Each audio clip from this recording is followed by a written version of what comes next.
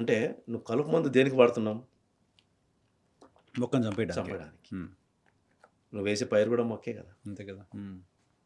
పైరు లేనప్పుడు లేదా పక్కన ఉన్నదాన్ని నువ్వు చంపుతున్నావని మాత్రమే నువ్వు అనుకుంటున్నావు. హ్మ్. కానీ ఒక మొక్కను చంపడానికి ఉపయోగించే ఒక విష పదార్థం ఏదైతే ఉందో, హ్మ్. దాన్ని నువ్వు భూమి మీద స్ప్రే చేసినప్పుడు, హ్మ్. దాని అవశేషాలన్నీ భూమిలో ఉండిపోతాయి కదా! కరెక్ట్. హ్మ్.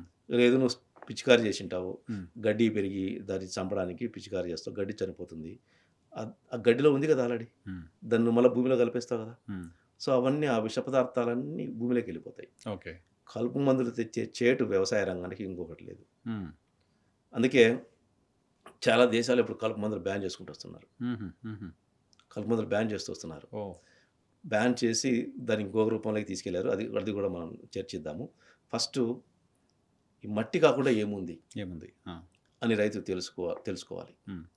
మనం చెప్పినప్పుడు అనేక జీవకోటికి ఇదొక నిలయం, హ్మ్. ఆవాసం హ్మ్. మట్టి అనేది. హ్మ్.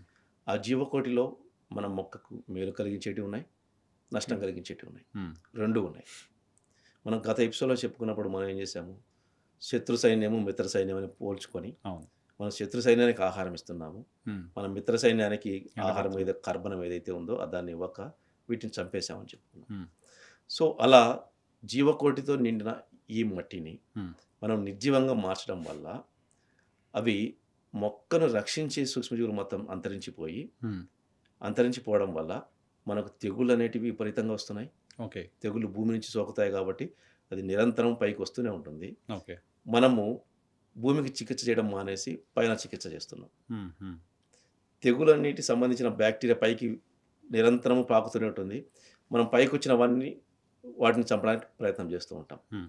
అది కూడా సఫలం కాలేము మనం. ఓకే. సో, అలా చేయడం వల్ల సఫలం కూడా అవ్వలేం ఖచ్చితంగా. హ్మ్. ఎందుకంటే కింద అది గ్రో అవుతూనే ఉంటుంది. హ్మ్. అది హ్మ్. పైకొస్తూనే ఉంటుంది. ఓకే.